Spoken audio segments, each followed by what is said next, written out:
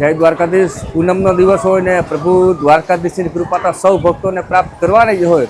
તો આ ગોમતી ઘાટના લાઈવ દ્રશ્ય છે અને હજારો ભક્તોએ ગોમતી નદીમાં સ્નાન માર્જન કરી અને પ્રભુ દ્વારકાધીશની કૃપા પ્રાપ્ત કરી છે. તો આપણે જઈ રહ્યા છીએ હવે 56 શ્રી સ્વર્ગદ્વાર તરફ અને ભક્તોનો અવિરત પ્રવાહ જે રાજાધિરાજના દ્વારા આવી રહ્યો છે. ગોમતી ઘાટના આ આજના લાઈવ દર્શન છે.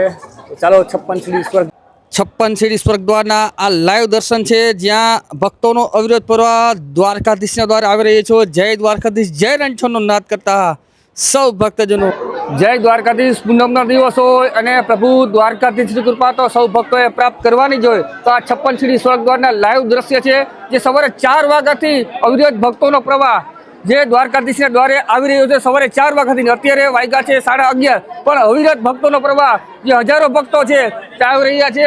શાંતિપૂર્વક સૌ ભક્તો દ્વારકાધીશના દર્શન કરી રહ્યા છે. સૌને જય દ્વારકાધીશ. બોલો દ્વારિકાધીશ કી જય.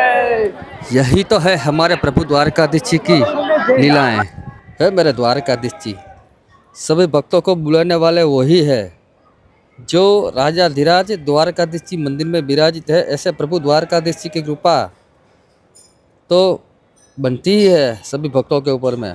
द्वारिकाधीश की जय, कृष्ण कन्हैया लाल की जय. जय द्वारकाधीश.